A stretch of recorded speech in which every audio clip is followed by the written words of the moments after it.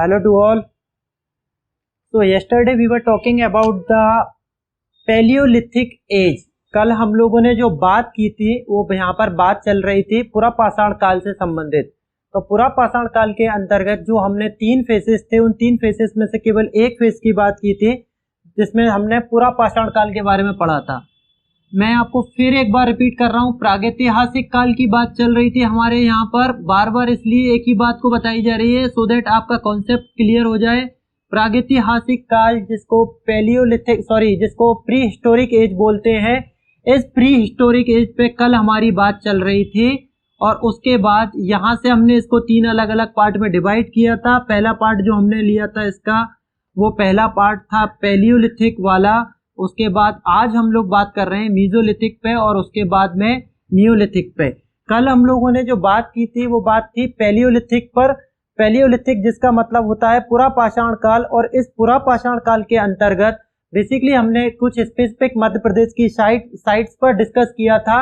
इन site में सबसे important sites जो हमने देखी थी उसमें पहली थी भीमबेटका, इसके बारे में आपको याद रखना है। दूसरे नंबर पर थी हथनोरा और इसके बाद तीसरे नंबर पर नर्मदा मैन के रूप में नर्मदा मैन के रूप में हथनोरा में ही देखा था। यहाँ पर थर्ड नंबर पर थी नर्मदा घाटी और चौथे नंबर पर मामा भांजा शैलाशय जो बेसिकली केव्स के रूप में है, इस पे बात चली थी। अब ये 4 इंपॉर्टेंट साइट्स के बारे में बात की गई थी हम लोगों ने। अब आज हम लोग बात करने जा रहे हैं मीजोलिथिक फेज पर। ये मीजोलिथिक फेज जिसका बेसिकली हिंदी प्रोनाउंसिएशन होता है मध्य पाषाण काल, मतलब कल जो हम लोगों ने पढ़ा था वो पुरा पाषाण काल था। इस पुरा पाषाण काल से अब ह्यूमन डेवलपमेंट धीरे धीरे बढ़ता जा रहा था, ह्यूमन की टेक्निक बढ़ती जा रही थी, उसके दिमाग का डेवलपमेंट होता जा रहा था। उस वजह से उसने पत्थरों को नया इनोवेटिव फॉर्म दिया और उस नए इनोवेटिव फॉर्म के अंतर्गत बेसिकली यहाँ पे जो प्रोसेस डाली गई उस प्रोसेस में पत्थर की एक नई टेक्निक यूज की गई। और उस पत्थर की जो पाषाण काल की बात चल रही है, इस पाषाण की स्टोन की एक नई टेक्निक को बेसिकली जाना गया क्लीवर के रूप में, चॉपर के रूप में, क्लीवर और चॉपर के रूप में। और ये क्लीवर और चॉपर जो बेसिकली काटने और फाड़ने वाले हथियार के रूप में जाने जाते थे, ये बेसिकली क्रिसेंट के फॉर्म में जाने लगे। क्रिसेंट से मेरा यहाँ पर मतलब है अर्धचंद्राकार और चिप्पी का फॉर्म। जैसे आपने देखा होगा बड़े बड़े पत्थर रहते हैं, उस पत्थर में से कभी पत्थर से पत्थर टकराता है तो उसमें से एक ऊपर का चिप बाहर निकल के आता है जो बहुत नुकीला और पेनीला रहता है। तो उस समय तक आते आते यहाँ पर आदि मानव ने अपना नया डेवलपमेंट जो किया था वो किया था पत्थर में एक नया टेक्नोलॉजी का डेवलपमेंट, जो टेक्नोलॉजी बेसिकली पतले पत्थर के रूप में डिनोट करती थी। और चूंकि इस तरह के पत्थर यहाँ पर आर्कियोलॉजिस्टों को मिलते हैं इसीलिए वो इस टेक्निक और इस पूरी की पूरी सभ्यता को बोलते हैं मीजोलिथिक, मतलब मध्य पाषाण काल।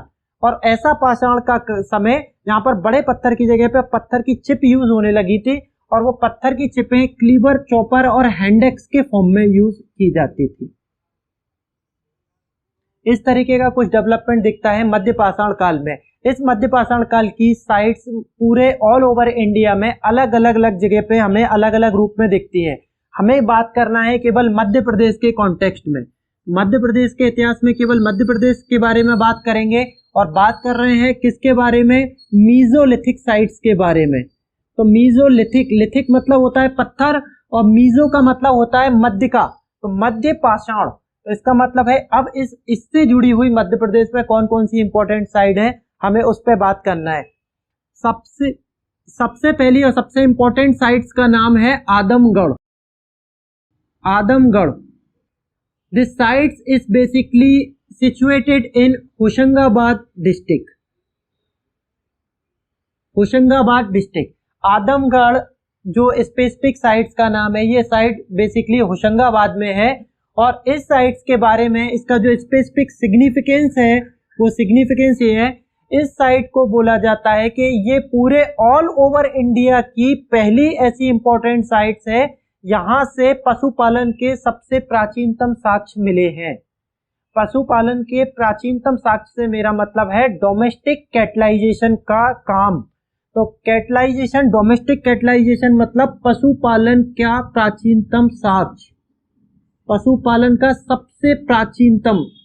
आपसे क्वेश्चन पूछा जाएगा in which sites we basically discovered the oldest evidence of domestic cattlization? That your answer will be Adamgarh which is situated in the Hoshangabad district. तो पशुपालन का प्राचीनतम साक्ष्य हमें मिलता है आदमगढ़ से, और आदमगढ़ बेसिकली है कहां पर? होशंगाबाद में। आपसे एक क्वेश्चन और पूछा जा सकता है कि आदमगढ़ बेसिकली किस स्पेसिफिक सभ्यता से बिलोंग करती है, किस स्पेसिफिक सभ्यता से अपने आप को कोरिलेट करती है? आपका आंसर होगा मध्य पाषाण काल से। फिर पूछा जाएगा इसका खोजकर्ता कौन है, खोजकर्ता मतलब डिस्कवरर कौन है यहाँ पर। फिर आपका आंसर यहाँ पर होगा आर.बी. जोशी। आर.बी. जोशी इसके डिस्कवरर थे। आदमगढ़ की साइट को सबसे पहला बार जिस स्पेसिफिक पर्सनालिटी ने खोजा था उनका नाम है आर.बी. जोशी। इस स्पेसिफिक साइट का सबसे इंपॉर्टेंट फैक्ट है जो आपको ये समझ लीजिए परीक्षा में आना ही आना है, that is oldest evidence of domestic catalysation, पशुपालन का प्राचीनतम साक्ष्य, और डिस्ट्रिक्ट होशंगाबाद लगती है। ये साइट्स का नाम है आदमगढ़। सेकंड इंपॉर्टेंट साइट्स है, इसी की सेकंड इंपॉर्टेंट साइट्स है अगेन भीमबेटका। अगेन भीमबेटका, तो ये जो भीमबेटका की साइट्स है अब इसकी बात चल रही है। यहाँ पे पहले भी बात चल चुकी है भीमबेटका के बारे में, जब हमने पहले पढ़ा था। डिस्ट्रिक्ट रायसेन में है।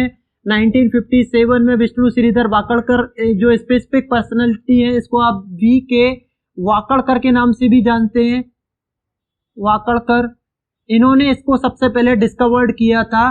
और इसका जो बेसिकली इंपॉर्टेंट सिग्निफिकेंस है ये है रॉक पेंटिंग। तो रॉक पेंटिंग के लिए सबसे ज्यादा इंपॉर्टेंट रूप से जानी जाती है ये साइट्स। दो इंपॉर्टेंट साइट्स यहाँ पर हमें मिलती हैं, और तीसरी इंपॉर्टेंट साइट्स यहाँ पर हमें जो देखने को मिलती है, थर्ड इंपॉर्टेंट साइट्स जो हमें मीसोलिथिक की देखने को मिलती है, उसे बोलते हैं जंबो द्वीप। जंबो द्वीप, एक वर्ड यूज किया गया है जंबो द्वीप, और दूसरा वर्ड यहां पर यूज किया गया है डोरो द्वीप। डोरो द्वीप, मैं हिंदी में लिख रहा हूं इन्हें जंबो द्वीप, और एक वर्ड यूज किया गया है डोरो द्वीप। ये दो वर्ड यूज किए गए हैं और बोला गया है ये जो स्पेसिफिक जगह है, ये जगह बेसिकली कहां से बिलोंग करती है? ये जगह पचमढ़ी से बिलोंग करती है। पचमढ़ी में सिचुएटेड है ये दो स्पेसिफिक जगह, जिनका नाम है जंबो द्वीप, डोरो द्वीप। ये दोनों की दोनों मध्यकालीन एविडेंस को लिए हुए हैं, मतलब मध्यकालीन साइट्स के अब तीन स्पेसिफिक जगह हमें मिलती हैं जो बेसिकली एमपी में है। फर्स्ट भीमबेटका के रूप में हमें मिलती है, सेकंड आदमगढ़ के रूप में मिलती है, और थर्ड है जंबो द्वीप, डोरो द्वीप। Jumbo Dwip, Doro Dwip both are situated in basically Pachmarhi. इस पचमढ़ी का जो स्पेसिफिक साइट्स है वहां पर। अब आगे बढ़ते हैं, यहाँ पर जो स्पेसिफिकली बात चल रही है पचमढ़ी के केस की, तो पचमढ़ी हुआ सबसे इंपॉर्टेंट साइट्स के रूप में। अब इसके बाद आप देखेंगे यहाँ पर ये जंबो द्वीप, डोरो द्वीप दोनों पचमढ़ी में स्थित है, और इससे पहले हमने एक साइट्स देखी थी वहां पे, वो थी मामा भांजा शैलाश्रय, वो भी बेसिकली यहाँ पर पचमढ़ी वाली जगह पर ही सिचुएटेड थी। यहाँ पर क्वेश्चन आपसे ये पूछा जा सकता है, भीमबेटका जो स्पेसिफिक साइट है इसको डिस्कवर किया था 1957 में, और ये साइट यूनेस्को की साइट में भी है, मतलब यूनेस्को की वर्ल्ड हेरिटेज साइट में भी इसको काउंट किया गया था 2003 के अंतर्गत। तो यहाँ पे आपको इंपॉर्टेंट फैक्ट याद रखना है कि Bhimbetka which was discovered in 1957 by V K Wakankar, and basically 2003 में ये it become a UNESCO world heritage site. तो यूनेस्को की वर्ल्ड हेरिटेज साइट में ये आ गई यहाँ पर, इसका इंपॉर्टेंट फैक्ट यहाँ। अब यहाँ पर बेसिकली तीन स्पेसिफिक साइट्स हमें मिल गई। देखिए यहाँ पर तीन स्पेसिफिक साइट पर हम लोगों ने बात कर ली। मध्यकाल की बात चल रही है कि यहाँ पर मध्य पाषाण काल की बात चल रही है, मध्य पाषाण काल की बात चल रही है। मध्य प्रदेश में साइट्स की बात करेंगे तो क्या है, एक जनरल कॉन्सेप्ट जो दिया गया था वो पाषाण काल के ही डेवलपमेंट की प्रोसेस में आपको दिया गया था। मध्य पाषाण काल के बारे में बात चल रही है। सबसे पहले नंबर पर भीमबेटका को देखना है आपको, यहाँ पर उसके इंपॉर्टेंट सिग्निफिकेंस देखना है, सो एंड सो कौन कौन से थे। सेकंड नंबर पर यहाँ पर जो इम्पोर्टेंट बात चल रही है वो बात चल रही है आदमगढ़ के केस में। ये आदमगढ़ साइड जो बेसिकली होशंगाबाद से है। और थर्ड नंबर पर जम्बो द्वीप डोरो द्वीप की बात चल रही है। जम्बो द्वीप और डोरो द्वीप, ये बेसिकली दो इंपॉर्टेंट साइट्स की बात चली है। तीन इंपॉर्टेंट साइट्स के नाम आपको याद रखना है, इन तीनों की इंपॉर्टेंट जगह याद रखना है। तो फर्स्ट के केस में रायसेन बोला गया था, दूसरे के केस में होशंगाबाद बोला गया था और तीसरे के केस में आपको पचमढ़ी के बारे में बताया गया था। ये तीन इंपॉर्टेंट साइट्स के नाम आपको याद रखना है। जिस तरीके से आपने वहां नाम याद रखे थे जब हमारी बात चल रही थी यहाँ पर पाषाण काल के काल में, तो पूरा पाषाण काल में आपने जो चार इंपॉर्टेंट याद रखी थी साइट्स, कल आज हम लोगों ने मध्य पाषाण काल में तीन इंपॉर्टेंट नई साइट्स देखी। अब उसके बाद बात आती है नव पाषाण काल।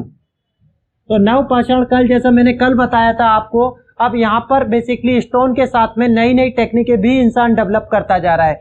ये नव पाषाण काल जिसको बेसिकली नियोलिथिक के रूप में फेस किया गया है। ये नियोलिथिक का फेस, मैं इसका टाइम पीरियड नहीं बता रहा, वो टाइम पीरियड आपको नहीं आएगा, बहुत कॉम्प्लिकेट हो जाएगा आपके लिए जियोलॉजिकल स्ट्रक्चर के बेस पर टाइम पीरियड को नापना। यहाँ पे बात चल रही है नव पाषाण काल की। तो नव पाषाण काल बेसिकली नियोलिथिक के फेस में कहलाता है। और नव पाषाण काल के केस में ये बोला जाता है कि यहाँ तक आते आते ह्यूमन ने अपने आप को इतना ज्यादा डेवलप कर लिया था कि यहाँ तक आते आते उसने फायर का इन्वेंशन शुरू कर दिया था। और फायर को इन्वेंट करने के साथ साथ यहाँ पे मछली पकड़ना और डोमेस्टिक कैटलाइजेशन का प्रोसेस शुरू कर दिया था। आप कहोगे सर डोमेस्टिक कैटलाइजेशन तो आदमगढ़ में भी मिलता है हमें ओल्डेस्ट एविडेंस, लेकिन वो रेयरेस्ट ऑफ द रेयर में था, केवल एक। और यहाँ पे वो चीज इन जनरल फॉर्म में हमें दिखती है ऑल ओवर, मतलब हर घर में आपको पशुपालन और एग्रीकल्चर फार्मिंग के जो एविडेंस है वो सारे के सारे आपको आर्कियोलॉजिकल बेस पे मिल जाएंगे। नव पाषाण काल की मध्य प्रदेश के अंतर्गत क्या इंपॉर्टेंट सिग्निफिकेंस है, हम उसको देखते हैं कि मध्य प्रदेश की इंपॉर्टेंट कौन कौन सी साइट यहाँ से बिलोंग करती है। तो नव पाषाण काल के अंदर मध्य प्रदेश की इंपॉर्टेंट साइट में सबसे पहला स्थान है भेड़ाघाट। भेड़ाघाट जो जबलपुर में स्थित है, ये सबसे पहला है जिसके बारे में हम लोग बात कर रहे हैं, भेड़ाघाट नंबर 1। उसके बाद सेकंड नंबर पर है मन भावन टेकरी। मन भावन टेकरी। अब पहले नंबर की जो साइट थी भेड़ाघाट, ये जबलपुर में स्थित है। मन भावन टेकरी की जो बात चल रही है ये भोपाल में है। ये कुछ इंपॉर्टेंट साइट्स हैं जिसको आपको याद रखना ही है एकदम। अब तीसरे नंबर पे जो बात चल रही है वो बात चल रही है चचाई। ये चचाई वाटरफॉल की से ही संबंधित एक जगह है जिसका नाम है चचाई। और ये चचाई जो स्पेसिफिक साइड है ये है गोविंदगढ़ रीवा। गोविंदगढ़ रीवा ये थर्ड नंबर पर स्पेसिफिक साइड है। और उसके बाद में चौथे नंबर पर जो सबसे इंपॉर्टेंट है वो अगेन है आदमगढ़। आदमगढ़, और ये आदमगढ़ है होशंगाबाद। चार इंपॉर्टेंट साइड है जो नव पाषाण काल, जिसको नियोलिथिक के फेस के रूप में जाना जाता है, उसकी चार इंपॉर्टेंट साइड आपको मध्य प्रदेश में दिखती हैं। पहले नंबर पर भेड़ाघाट है, दूसरे नंबर पर आपको मनभावन टेकरी के रूप में मिलती है, तीसरे नंबर पर चचाई और चौथे नंबर पर आदमगढ़। आप चाहें तो आदमगढ़ को छोड़ सकते हैं क्योंकि वो वहां सबसे ज्यादा इंपॉर्टेंट है मध्यकाल में, मध्य पाषाण काल में। आप यहाँ तीन साइड से भी काम चला सकते हैं, लेकिन ये तीनों याद रखना है, भेड़ाघाट, Manbhavan Tekri and Chachai. These are some important sites which basically discovered in the MP region।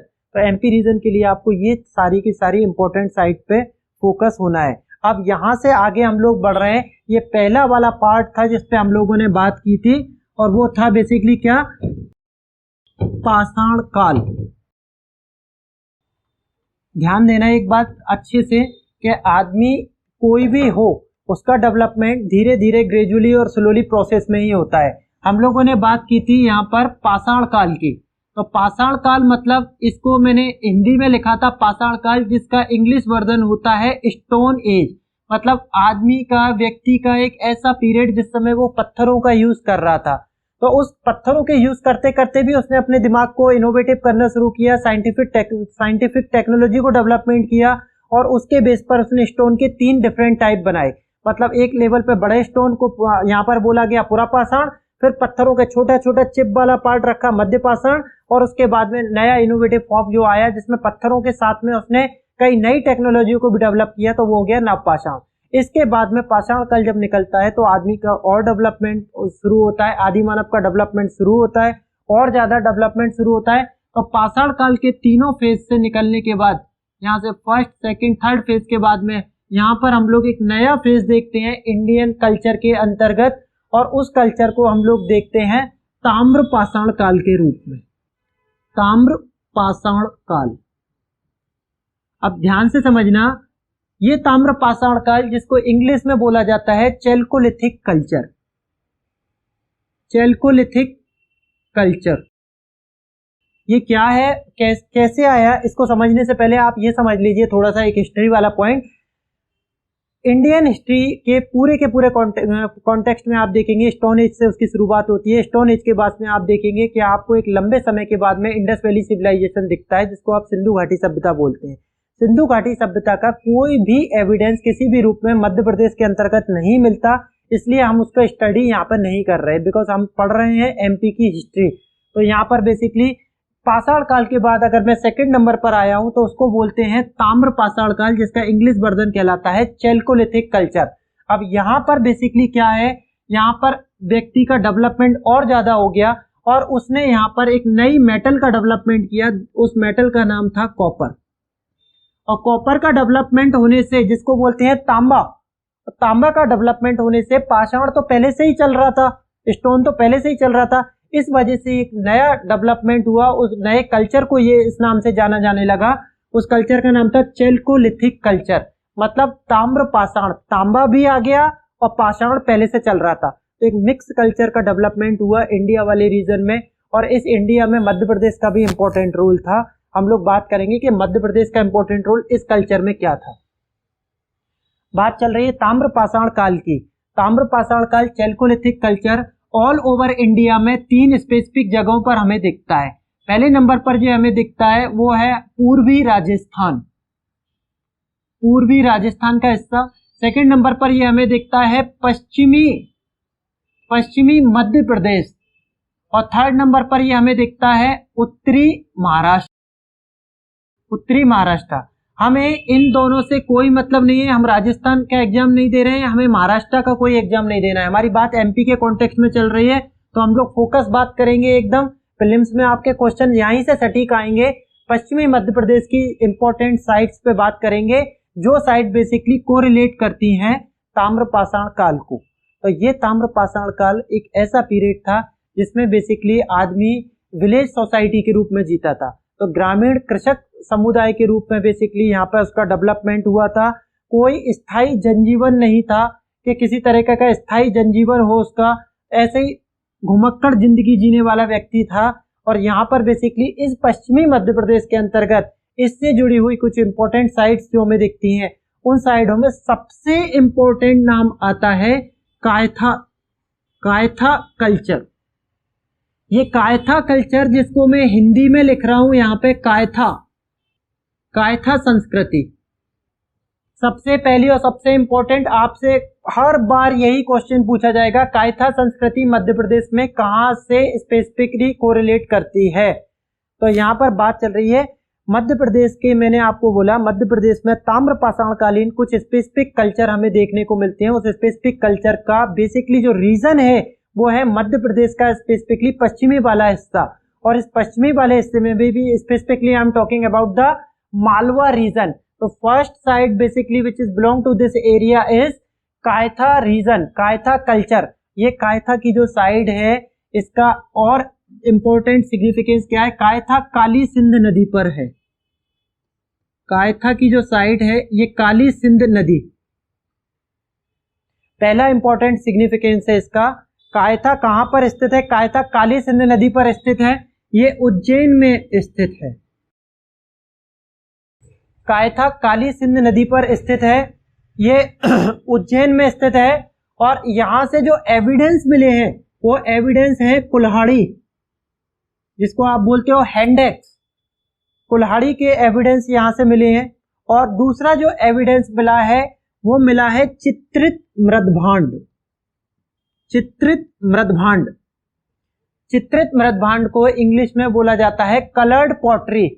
तो जो मृदभांड मतलब होता है मिट्टी के बनाए हुए बर्तन। तो ऐसे मिट्टी के बनाए हुए बर्तन जो कलर्ड फॉर्म में यहाँ पर क्रिएशन रखते थे, वो कलर्ड फॉर्म कैसा भी हो सकता था, अंदर से काला बाहर से लाल, बाहर से काला अंदर से लाल, किसी भी डिफरेंट टाइप में इस तरीके के हो सकते थे, वो सारे के सारे बेसिकली इससे कोरिलेट करते हैं। तो यहाँ बात चल रही है सबसे पहली इंपॉर्टेंट, वो है कायथा संस्कृति के बारे में। कायथा संस्कृति काली सिंध रिवर पर स्थित है, डिस्ट्रिक्ट इसकी उज्जैन लगती है। इसमें जो इम्पोर्टेंट सिग्निफिकेंस जो साक्ष्य मिले हैं हमें, वो इम्पोर्टेंट साक्ष्य यहाँ पर जो मिले हैं वो है कुल्हाड़ी के साक्ष्य, और दूसरा साक्ष्य है चित्रित मृदभांड के साक्ष्य। दूसरी इंपॉर्टेंट साइड यहाँ पर जो हमें मिलती है कायथा संस्कृति के बाद में, दूसरी इंपॉर्टेंट साइड जो हमें मिलती है वो है एरण। एरण, ERAN, एरण दूसरी साइड के रूप में यहाँ पर हमें दिखता है।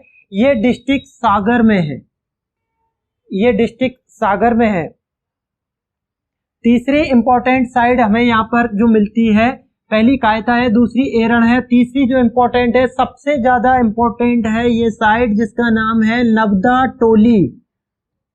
नवदा टोली, ये थर्ड इंपॉर्टेंट साइड है जिसका नाम है नवदा टोली, और ये है डिस्ट्रिक्ट महेश्वर। ये है डिस्ट्रिक्ट महेश्वर में। यहां से इंपॉर्टेंट एविडेंस जो मिले हैं, वो इंपॉर्टेंट एविडेंस मिले हैं मिट्टी के घर। यहां से जो इंपॉर्टेंट एविडेंस मिले हैं वो है मिट्टी के घर। तो बिल्कुल एकदम क्ले टाइप के जो हाउसेस यहां पर मिले हैं, वो क्ले हाउसेस की बात चल रही है। और उसके बाद में जो इंपॉर्टेंट है वो है ब्लैक एंड रेड पॉटरी। तो मैं यहाँ पे इसको ऐसा लिख रहा हूं, ब्लैक/रेड पॉटरी। तो बात चल रही है यहाँ पर काले एवं लाल मृदभांड की। काले एवं लाल मृदभांड जिसको बोलते हैं ब्लैक एंड रेड पॉटरी का जो इंपॉर्टेंट वर्जन यहाँ पर मिला है, वो हमें मिला है इस स्पेसिफिक साइट से, नवदा टोली से, जो बेसिकली ये ताम्रपाषाण काल की सबसे इंपॉर्टेंट साइट के रूप में है। उसके बाद जो इंपॉर्टेंट साइट मिलती है चौथे नंबर पर, उसका नाम है आवरा। आवरा, इसको हिंदी में लिखेंगे आवरा। आवरा साइट ये मंदसौर डिस्ट्रिक्ट में है, ये मंदसौर डिस्ट्रिक्ट में है। और इस स्पेसिफिक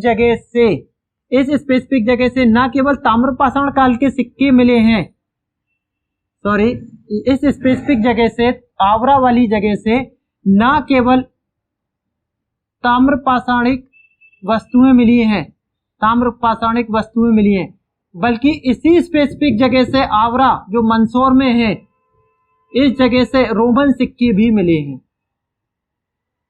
रोमन सिक्के भी प्राप्त किए गए हैं। इस साइट का इसलिए सबसे ज्यादा सिग्निफिकेंस है। आवरा की साइट जो बेसिकली जानी जाती है मंदसौर वाली जगह से, यहाँ से आपको ताम्रपाषाण काल से लेकर गुप्त काल तक के एविडेंस आपको मिलेंगे, और उसके साथ में रोमन सिक्के के एविडेंस भी आपको यहाँ पर देखने को मिलेंगे। इसके बाद में नेक्स्ट साइड है, उसका नाम है डांगवाला। इसके बाद मध्य प्रदेश में इससे जुड़ी हुई जो अगली साइड है, उस साइड का नाम है डांगवाला। ये डांगवाला साइड उज्जैन में है।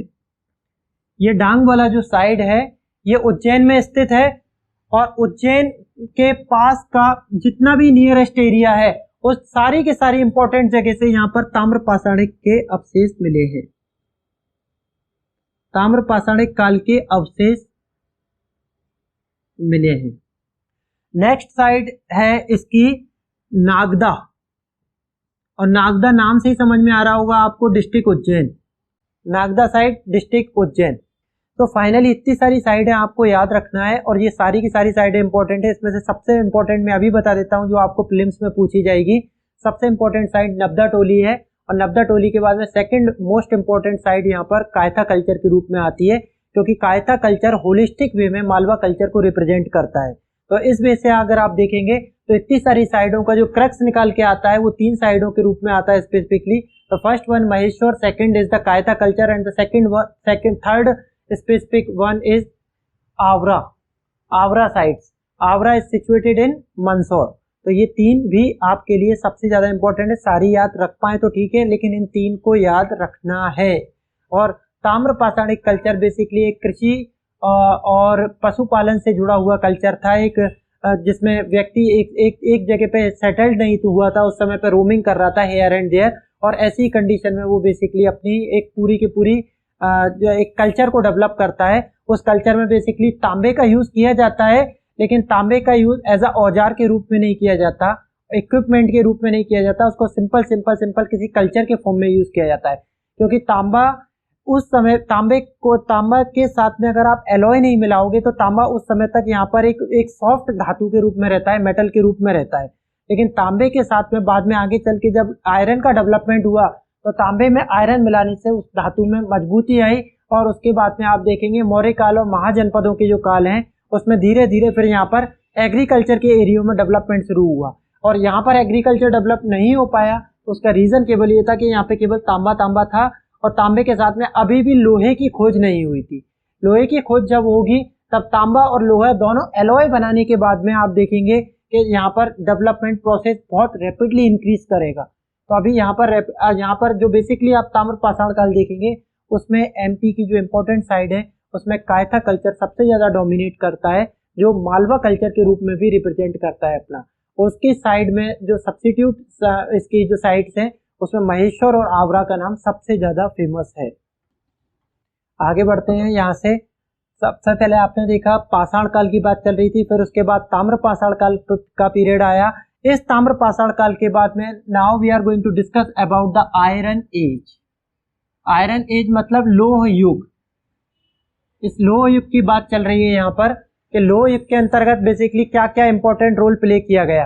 तो अब इस लोह युग से संबंधित मध्य प्रदेश की इंपॉर्टेंट साइट्स कौन सी हैं, क्या मध्य प्रदेश में इंपॉर्टेंट लोहा मिला, सबको पता है। स्पेसिफिकली जो इन्होंने प्राचीन काल का इतिहास या एनसीईआरटी जैसी बुक पढ़ी होंगी उनको पता होगा लोहे के कॉन्टेक्स्ट में जब बात चलती है तो बेसिकली बात चलती है वेस्टर्न यूपी की, और वेस्टर्न यूपी से लगा हुआ मध्य प्रदेश के पास में जो एरिया आता है वो मध्य प्रदेश का नॉर्दर्न वाला एरिया आता है। तो यहाँ पर जो हम स्पेसिफिकली बात कर रहे हैं वो एरिया है भिंड, मुरैना, ग्वालियर। भिंड, मुरैना और ग्वालियर ये इंपॉर्टेंट रीजन है। यहाँ पर सबसे पहले डिस्कवर करने के बाद में पता चला कि कुछ लोहे से संबंधित साक्ष्य मिले, और इस वजह से यहाँ पे पता लगा कि लोह युग का कुछ ना कुछ सब्सटेंस, कुछ ना कुछ एविडेंस हमें यहाँ पर इस रूप में देखने को मिलता है। और उसका सबसे इंपॉर्टेंट एविडेंस यहाँ पे किस रूप में मिलता है, बोलते हैं चित्रित धूसर मृदभांड।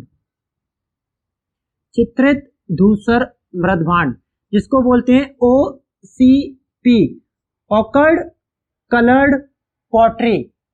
ऑकर्ड कलर्ड पॉटरी की बात चल रही है यहाँ पे, कलर्ड पॉटरी, चित्रित धूसर मृदभांड, ये सबसे बड़ा इंपॉर्टेंट सिग्निफिकेंस है। यहाँ पर बात चल रही है आयरन एज के कॉन्टेक्स्ट में। तो आयरन एज के कॉन्सेप्ट में सबसे पहले बताया गया है कि चित्रित धूसर मृदभांड, जिसको मतलब बेसिकली मृदभांड जैसे मैंने पहले आपको बताया कि मिट्टी के बने हुए बर्तन होते हैं, तो ये मिट्टी के बने हुए बर्तनों में एक नया टाइप डेवलप हुआ जिसने बेसिकली डिनोट किया कि ये एज बेसिकली आयरन एज को डिनोट करता है।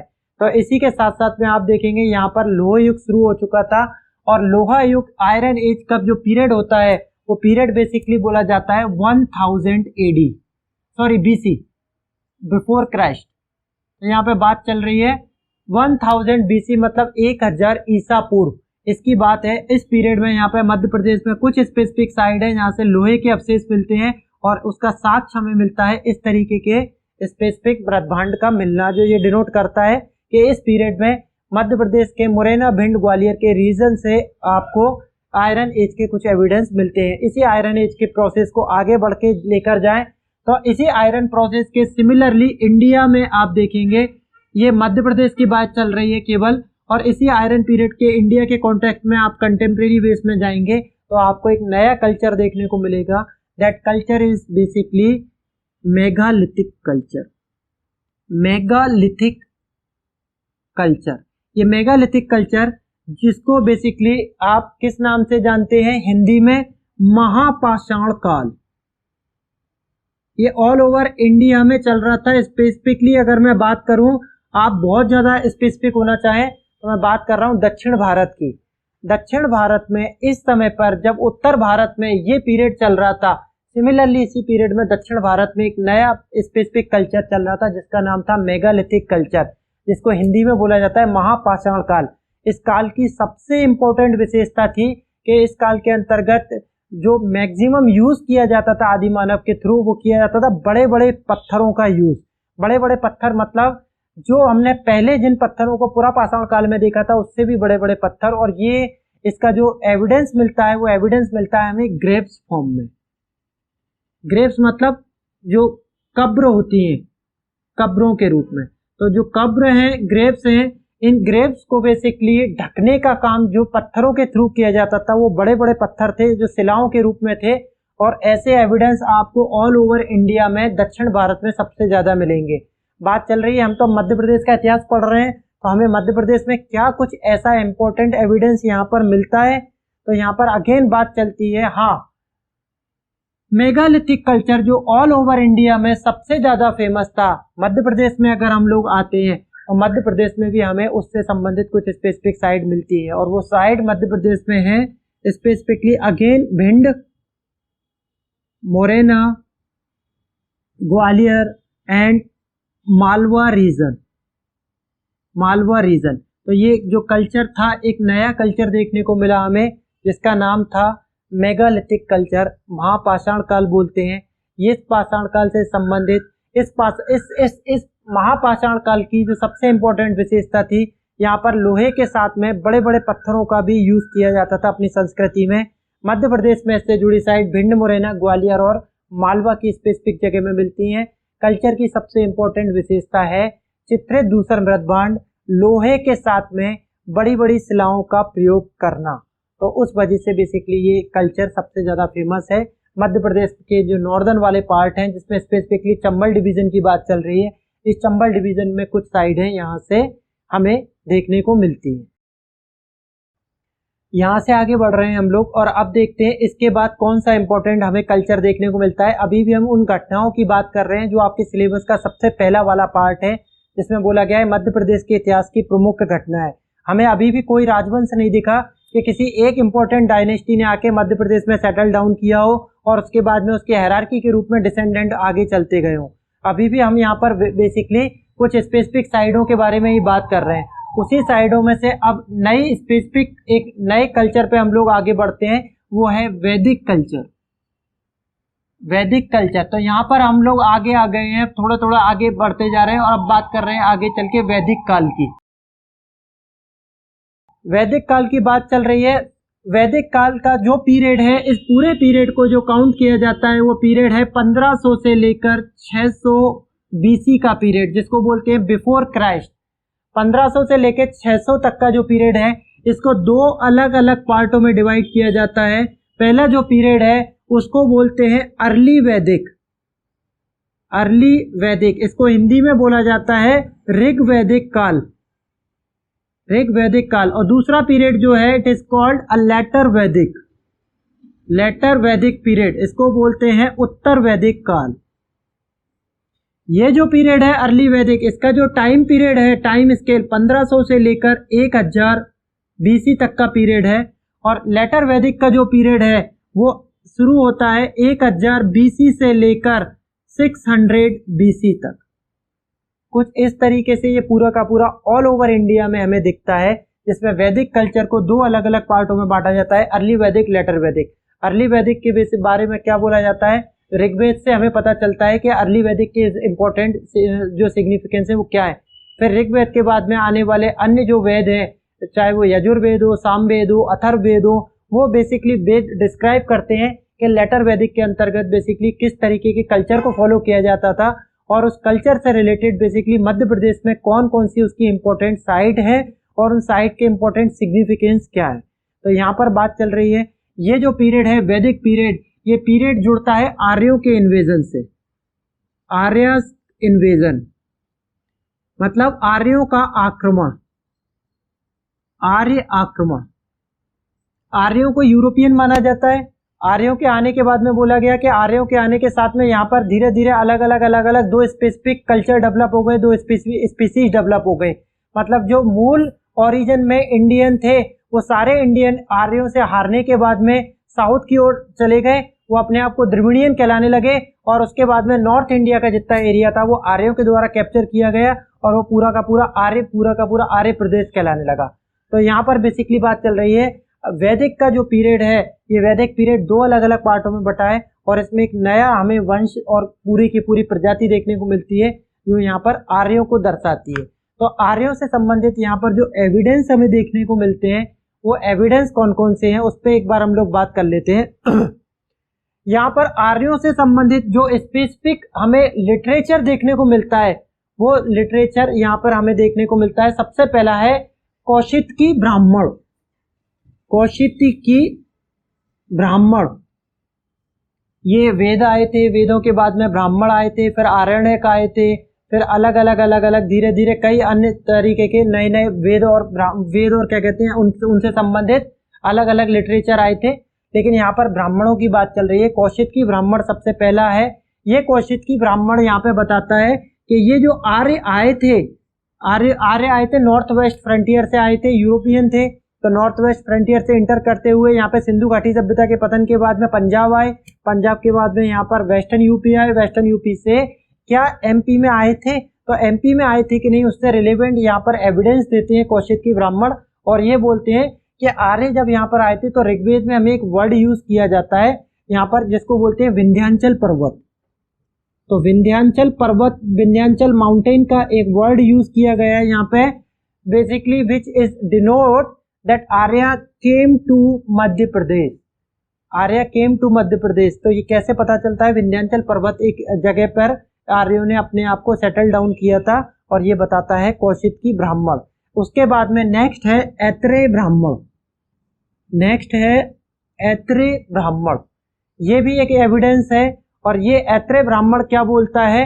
ऐत्रेय ब्राह्मण बोलता है आर्य जब इंडिया में आए थे तो ना केवल विंध्यांचल पर्वत वाले एरिया में गए थे, बल्कि उसके आसपास से निकलने के बाद में वहां पर एक स्पेसिफिक रिवर बहती है जिसका नाम है रेवा, जो आज के समय में नर्मदा के नाम से जानी जाती है। इस जगह का वर्णन भी, नर्मदा नदी का वर्णन भी उनके एविडेंसों में हमें मिलता है।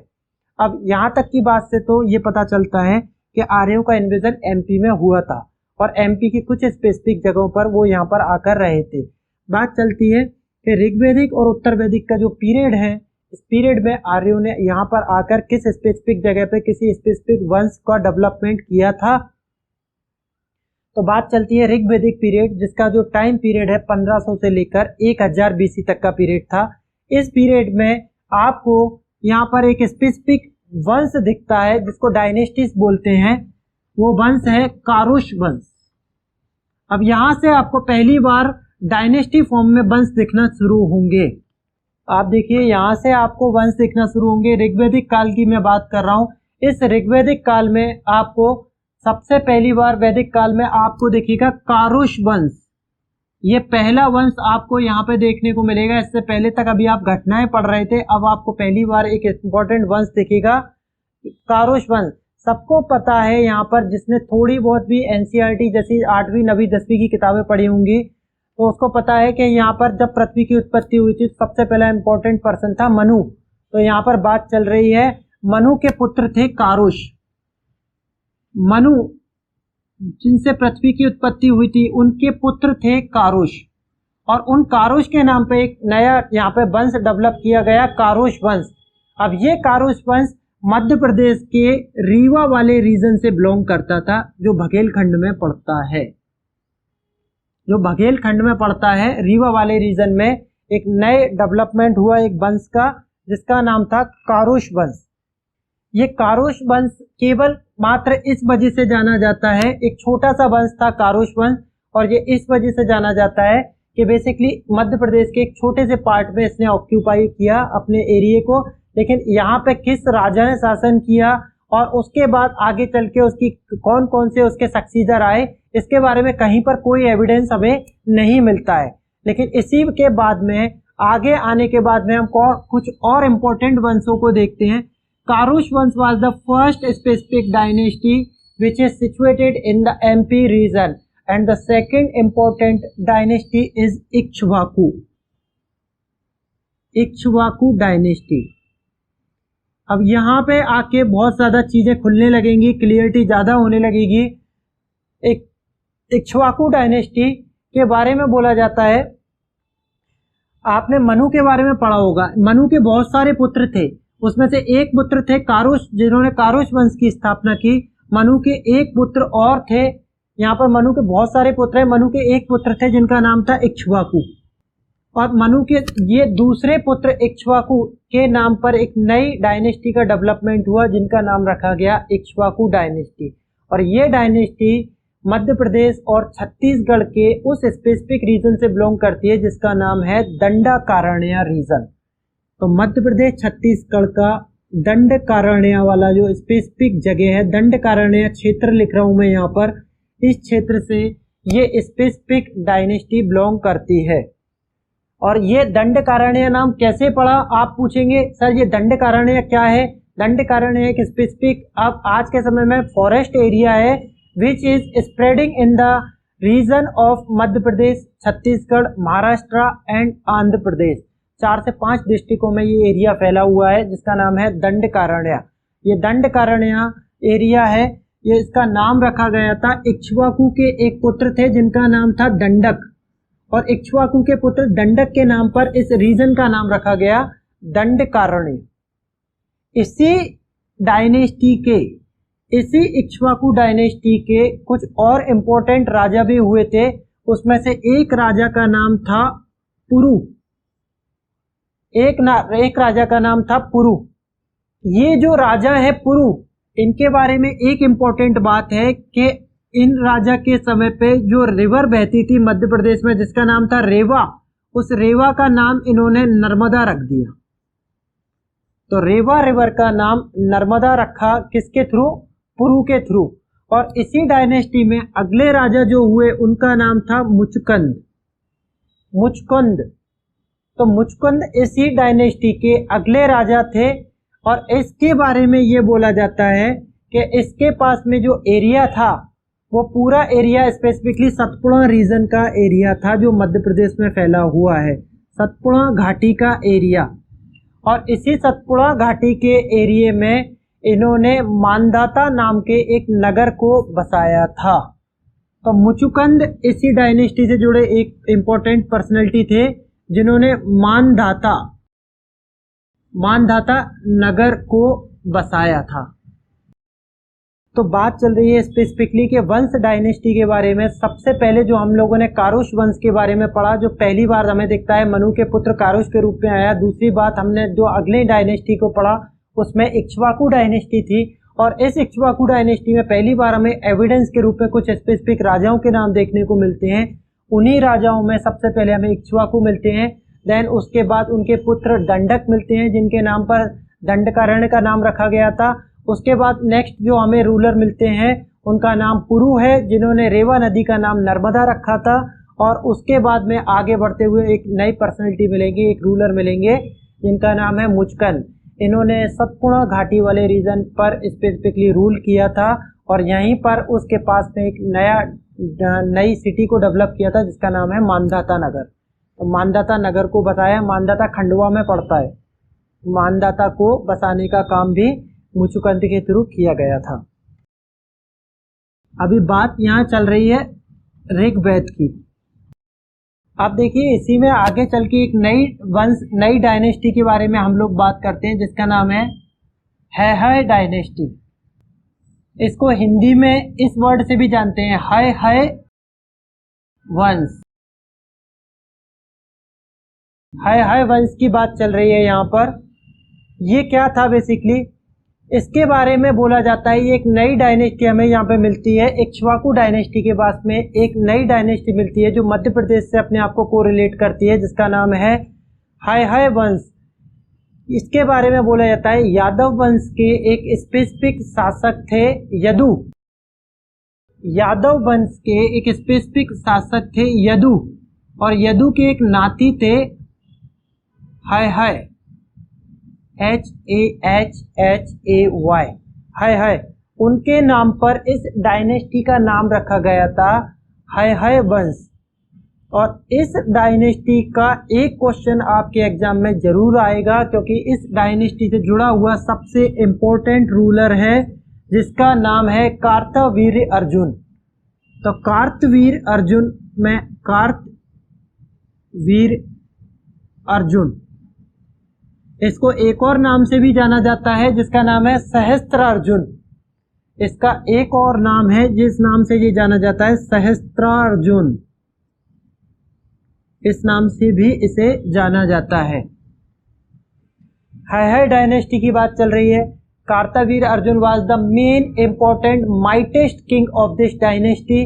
और अब इससे जुड़ी हुई इंपॉर्टेंट बातें क्या हैं, तो इससे जुड़े हुए जो इंपॉर्टेंट फैक्ट हैं वो फैक्ट आप देख लीजिए जो आपके प्रीलिम्स में आ सकते हैं। सबसे पहला इंपॉर्टेंट फैक्ट है कारकोट युद्ध को विजय करना। कारकोट युद्ध को विजय करना,